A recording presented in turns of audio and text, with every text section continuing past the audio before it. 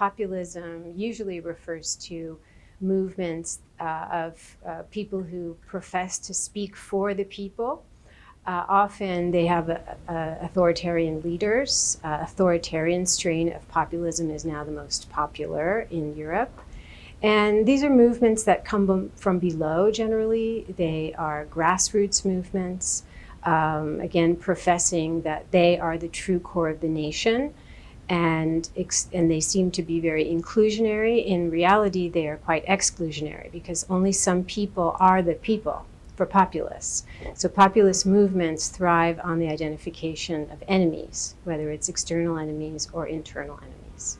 Today, there's a great fear of losing national identity due to migration, this perceived threat of others coming to breach the borders, to dilute national cultures, and this can have, and often does have, a very racist undertone or overtone, where you can even have, biological racists and neo-Nazi style, neo-fascists who say that intermarriage with immigrants is going to dilute our blood, and so we're right back to, the 1930s rhetoric.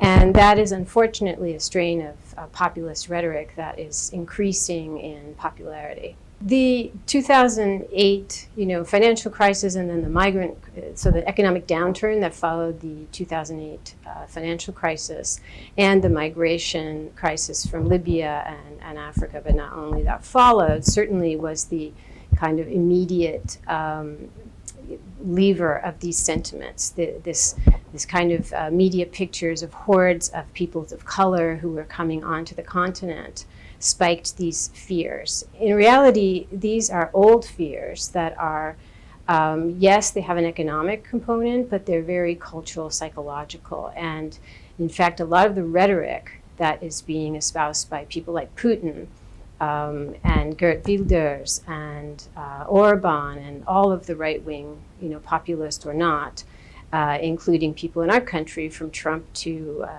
Steve King, the representative from Iowa, they profess the same thing. This is not a new rhetoric of racism because the same thing was going on in the 1930s. And if you compare the proclamations of Mussolini, who in 1934 wrote an article called "Is the White Race Dying?"